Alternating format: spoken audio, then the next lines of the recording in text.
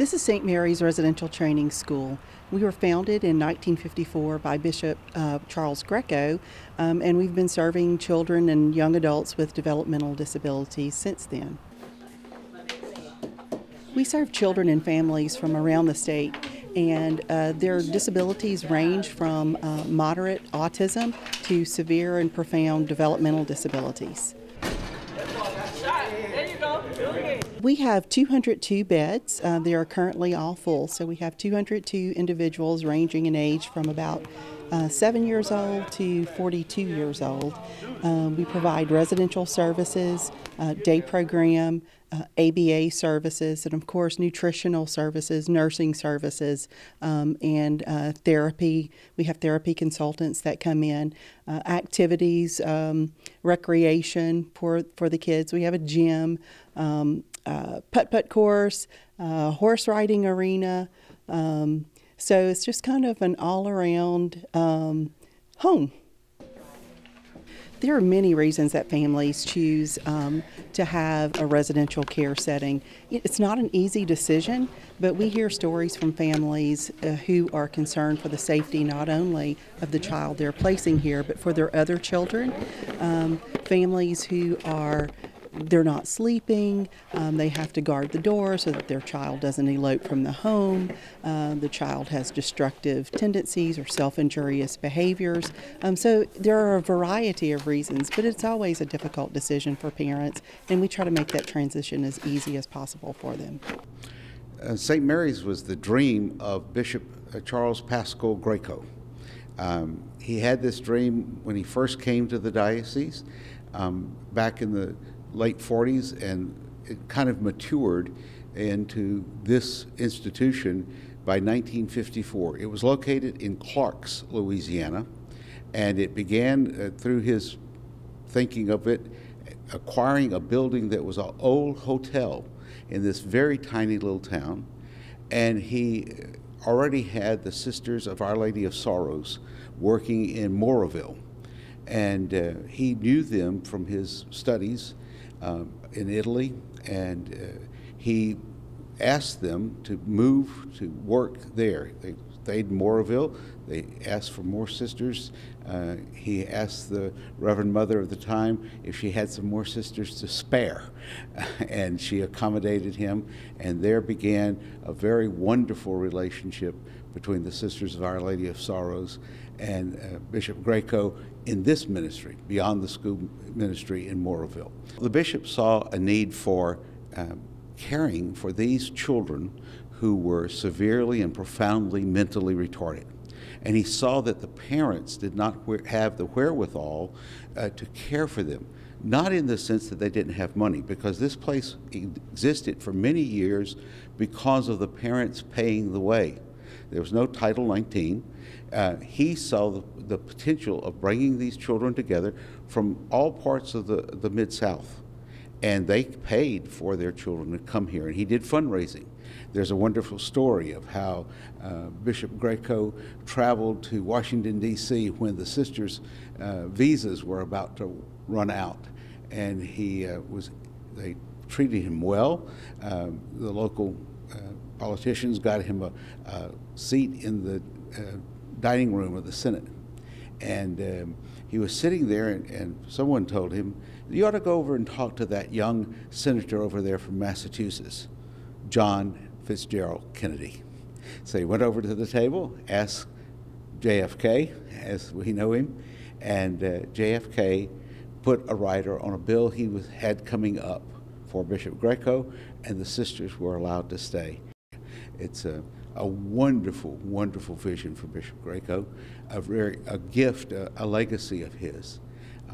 It's interesting that Bishop Greco was able to travel around the country, and he would go out and beg for money, and he would depend on the largesse of his fellow bishops. And he would go to Northeast and to other places, Florida, I suspect, and other places that had big money. And he would preach for the needs of the diocese.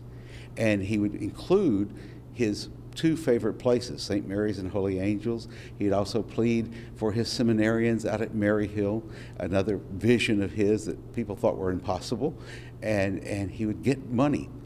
His trick was that after he pleaded and begged for money for all of his favorite things, he personally would go past the basket.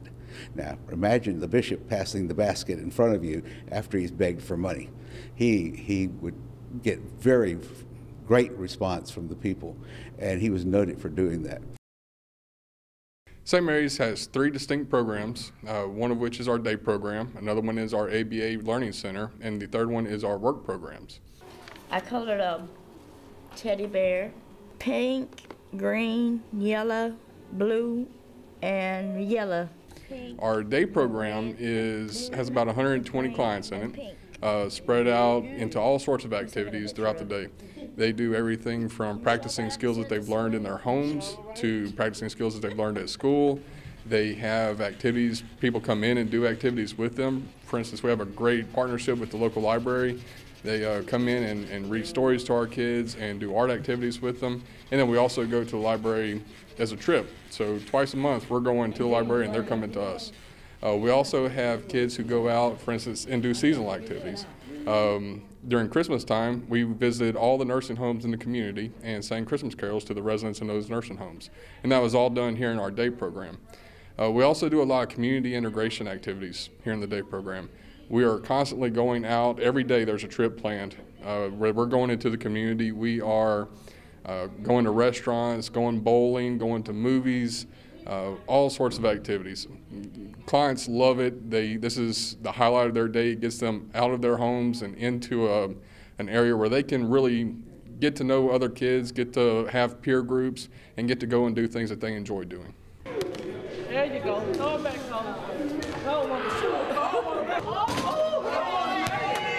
Goal of the day program is to increase their horizons, broaden their horizons.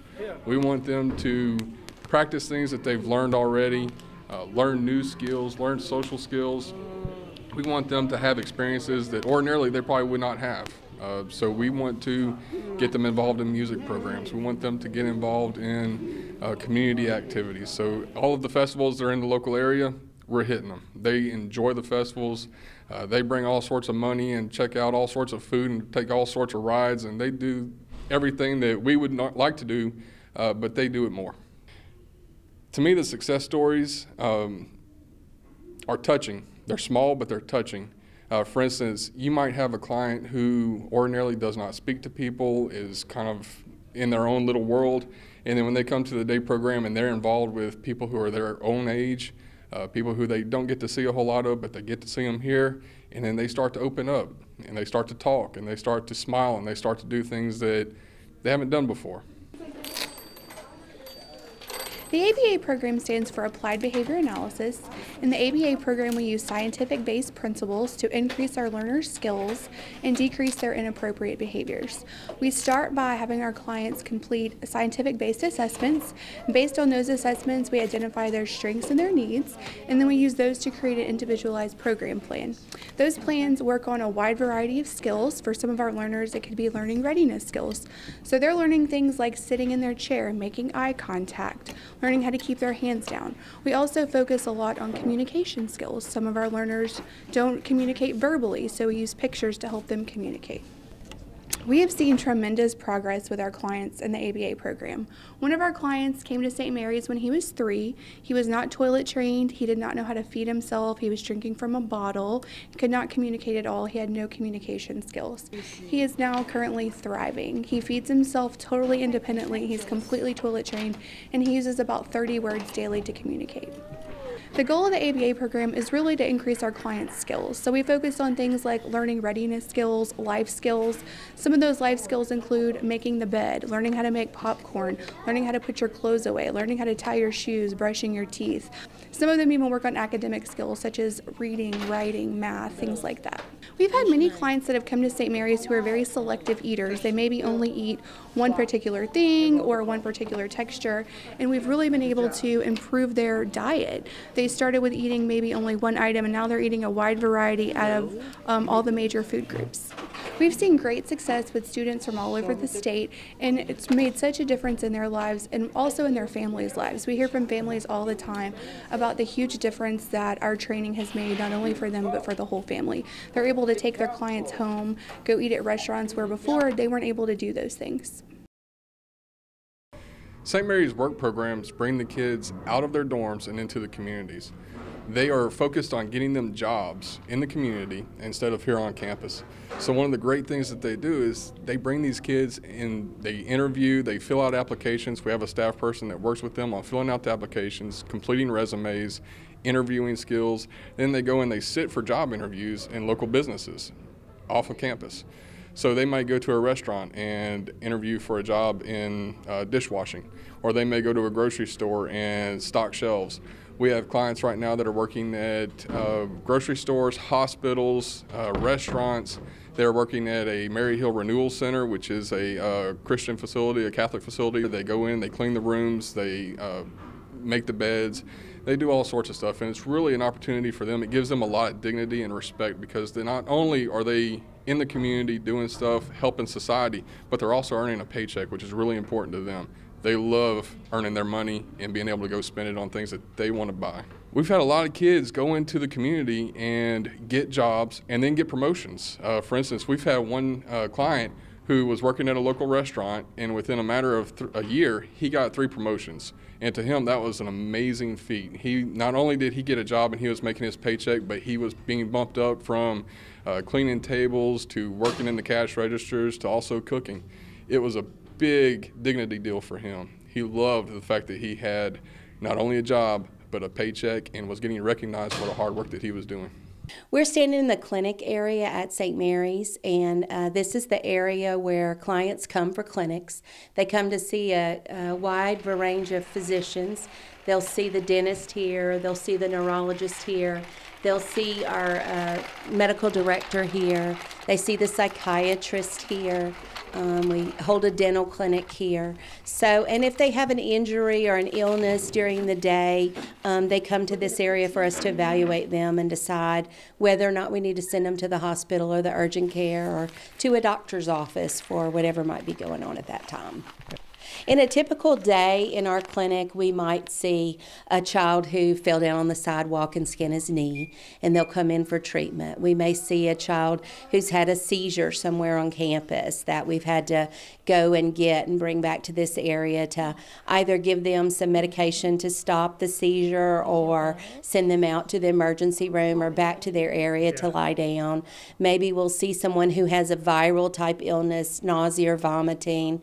We treat a lot of BOBOs, so because we have a lot of younger folks at St. Mary's, we have a lot of injuries that you might see with young children, broken bones, lacerations, things of that nature. We have a high quality health care here at St. Mary's that we provide to the residents. I'm the RN Health Services Director. We have LPNs here who are working 24/7 to provide care for the clients here at St. Mary's. The children and residents here see any specialty that they need. So if they happen to need a neurosurgeon, we will get them to see a neurosurgeon. So it just depends on what's going on with the client, what type of medical needs we provide for them. At St. Mary's, we have 4 dormitories and group homes. We have 126 residents that live on our dorms currently. Our clients that live on the dorm, they share rooms. We have 40 to 43 clients that live on a dorm currently, on each dorm. We have adults here 24 hours a day to supervise our clients. I'm looking forward to the day that the residents will leave the dorms and move to the group homes. Well, it'll give them independency. They'll be able to live in a room by themselves and won't have to share, and it'll be great for them. We've seen a lot of progress. We've had students come in that didn't have a lot of skill set, and our adult supervision has taught them things that they didn't know that they could do, like, just different feeding precautions, being able to feed themselves and, just some independence. So we have adult supervision here 24 hours a day. And the advantage of that for St. Mary's is that, you know, they always here to take care of the clients, assure that all basic needs are taken care of, you know, making sure that they have everything they need throughout the day and night. We're currently embarking on a major transition to move 120 people from dormitories, where 4 people share a bedroom, to group homes where every person will have their own bedroom, 8 people in a home, family-style dining. It's just a home like any other. I'm sure that you can imagine that dorm living is quite chaotic. You know, it was kind of fun in college to live in a dorm where you had 40 other people with you, congregate bathrooms, you know, it's a good time. But when you get to the point that you've been living in a dorm for 27 years, you're an adult, it's not so much fun anymore. So just the quieter, calmer environment, to have your own space to go to calm down, to enjoy whatever activity it is that you like to do. Those are the things that we enjoy in our everyday lives, and we want to provide that for the residents of St. Mary's. St. Mary's is one of the only facilities around the state that accepts children as young as 3 years old. So that can be a big thing, especially when we're talking about having ABA services. So earlier intervention is better. Currently, St. Mary's is on a very ambitious journey to build 15 new group homes. This will give us a total of 25 group homes on our campus and transition all of our residents from dormitory into a group home environment. We did this for several reasons.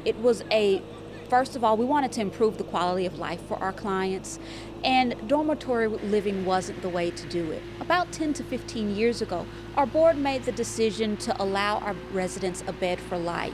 And so that meant our clients were aging, and what was once a temporary home became a permanent home. So we weren't happy about that. And so while we are very blessed to be able to care for these residents for the length of their life or for as long as we can meet their needs, we wanted to provide them a true home, and that's where the group homes came in. St. Mary's is very blessed to have a number of supporters across the state. We are primarily Medicaid funded, and you know, with Medicaid funding, it doesn't cover 100% of our residents' needs. So we've embarked on a very ambitious campaign to raise $4 million to help offset the cost of a $9.5 million group home project. Once the group homes are complete, it'll mean a number of things for our clients. For starters, because we are Medicaid funded, it will mean higher reimbursement rates for our clients. So that means we'll bring in more funding in the long run that we can reinvest in the programs that mean so much for our residents. St. Mary's ABA Learning Center was declared a center of excellence by the state, and so we'll have more money to invest not only in ABA, but the Works Readiness and Day Hab programs. It also means an improved quality of life for our clients. You know, who wants to live in a dorm for all of your life? We have a number of residents who've lived in dorms for over 20 years, and it's time to give them a true home of their own. How are you going to be able to accomplish moving everyone from dorms into group homes? Well, let me tell you that it's a long and arduous process. We've been working on it, not only on the construction aspect, but on the logistics of moving everyone. We've been working on it for about a year, and we've got a great team here. A lot of considerations go into who works well together in a home, who are friends that want to live together, who won't work together in a home. So what do the placements look like? What services are we going to need to change? So our way of thinking is we don't necessarily expect a person to adapt to how a group home is run. We want to adapt the way we run a group home to fit the needs of the individuals. We're a 24-hour facility, so that means that we have adult supervision around the clock, and the direct caregivers who will be in the group homes with the individuals will also be doing the cooking, the laundry. We call them house parents because that's in essence what they are. They're a parent to those individuals that live there. I work with a lot of parents, and a lot of times they've told me stories about how they couldn't find the resources that their residents or their child needed. And so they turned to St. Mary's because there was nowhere else for them to turn. And we are honored to be here to provide those niche services for our clients. My son Tim is 39 years old. He's been with St. Mary's since he was 8. Tim is an epic part, I think, of St. Mary's. And he has grown up here, and we have grown up here, and it's just a fabulous facility. The decision was Timmy had uncontrollable seizures, yet he was mobile, and he could talk and he could walk. But he also had an older brother, and anything that was out of the ordinary would set the seizures off. So he needed a more stable environment. Being here, Timmy has learned about love, about friendship, about learning. So many things he's learned here, and that the schools there were never going to give to him at that point. And he used to have a 2-hour commute to and from school. Now he's perfectly happy where he is. He's doing beautifully and just loves where he is. Derek. Mr. Derek is 32 years old. He was born with Cornea de Lange syndrome, very rare syndrome, and I was 25 when I had him, so I kind of got knocked off of my knees at 25 years old, first and only child. Derek's very active, he's loving, he's nonverbal, but he's a precious child, great child. Probably being the fact that he's so active, and I felt like he kept getting younger and I kept getting older, and having to make better decisions for his growth and development brought me to St. Mary's.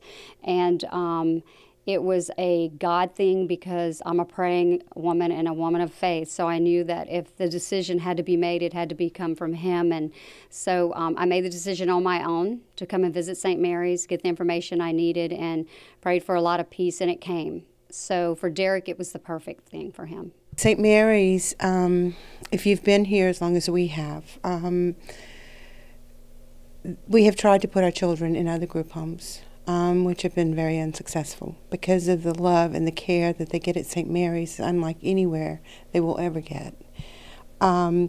We were lucky enough that they built the transition homes right when Timmy became of age, which he was asked to be in, and lucky enough that they built the first group homes. And so those that did transfer have all come back because there is no place like this. Derek wasn't even feeding himself when he came to St. Mary's, so he learned to feed himself, he's learned to swim, he's learned to be proactive with the groups of boys that he's with, which was huge because he didn't like to be around people, so he's very recluse, and so this has been huge for him. He rides the bus, he goes on outings, he's more interactive with us as a family, and it's made him more independent, which has been great. And being the fact that I was a divorced mom and raising Derek alone, I needed to know that he was going to be okay, and that he had someone to love him if I wasn't going to be here. And I won't be here forever, so, you know, he loves it here and I love it here. They've been a blessing to us, huge blessing to us. It's a hands-on, and all the money does go here. As being part of watching St. Mary's grow over the years, all of the money that we raise goes directly to the children, okay? And there is no third party or anything like that. Where your money goes, you see. And so these children are nurtured, they're loved, they're cared for, unlike any place else you will ever find. Listen, without St. Mary's, at some time and point in my life, it was so stressful. I didn't know how I was going to raise Derek and what would happen if I wasn't going to be here. And I had to make a decision, and I know that I have parents that are close to 80 years old, and they couldn't take care of him. I couldn't expect anyone that came into my life to do that. I had to make sure there was a place of love and kindness where they're going to care for Derek, they're going to teach him, and it was longevity for him here, and that he would always have a place. It's very important to support these children. They need our help and our love. They can't support themselves and they don't have a voice. We need to give them that, and we need to support them. Unless you have a child like that or someone in your family, and I think a lot of people do, that we don't realize that, and it's very important to support St. Mary. I do and always will, and all of my friends do too. We push that. Very important for those children to have a place. There's never been a day that I have ever actually regretted it. I had a pact with God when Timmy got here, and he's never let me down. There's not a day that I regret Sitting Timmy here. My grandson is Joseph, better known as Jake. He is 19 years old, and he's been at St. Mary's for 6.5 years. He is nonverbal and autistic. Jake has 2 sisters, one of which is also autistic. Jake came to St. Mary's because we had no ability in our area for a facility as good as St. Mary's. We had visited others, and a friend whose daughter had been living at St. Mary's for a long time suggested that we come and see, which we did. We made application, and Jake was accepted, and when an opening became available, we brought him to St. Mary's. He has really blossomed. Jake has truly a different person than he was. It was astonishing when we visited him after the first visit, when he arrived, to see him sitting, eating in the cafeteria. What a great feeling that was. I was so impressed with the help that St. Mary's has given Jake that I asked if I could be appointed to the board, which the bishop did.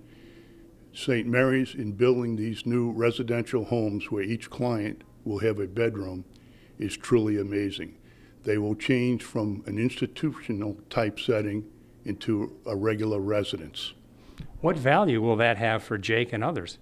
Well, they'll each have their privacy for their own room. Additionally, it makes it better for the staff that they're able to help better. When he arrived, there was 4 to a room. It's very disruptive and very hard on the staff to control 4 of these type clients. One little guy in particular, when I came here, cute little kid, he didn't speak, always smiling, and after a while in ABA services, he began to mimic. So if you said hello to him, he would say hello back, and now he initiates conversation. It's not a conversation like you and I would have, but it's enough to relay that he's happy or he is not happy or he wants to say hi to you. Or so it's, it provides him with a means of communication with the outside world, which is so important to every person. The best thing about St. Mary's is that it gives families an opportunity to let their children do things that they probably would not be able to do if they were still with their families. The best thing about St. Mary's is our wonderful and amazing residents. They teach us just as many things as we teach them. The best thing about St. Mary's is the love and compassion, friendships, and joy that they bring to these children. The best thing about St. Mary's, it's hard to pick one thing, but I'll say it is a very well-run institution. The staff is very caring, very attentive, and very compassionate.